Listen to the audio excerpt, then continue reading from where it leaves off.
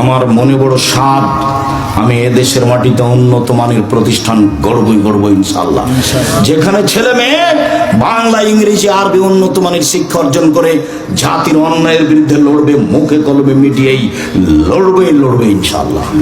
মুখে আছি, মিডিয়াতে আছি, কলমে আছি, কলম আমার সাথে আছে, মিডিয়া আমার সামনে আছে, মুখে আমি বাস্তবে আছি।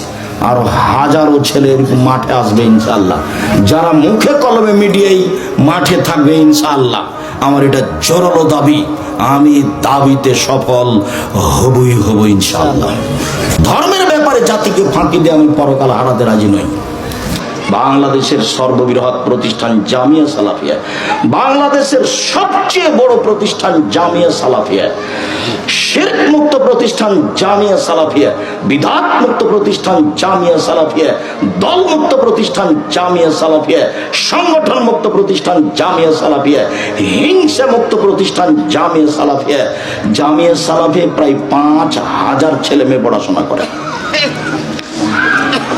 300 জন শিক্ষক শিক্ষিকা আছে, 32 লক্ষ টাকা মাসে বেতন লাগে,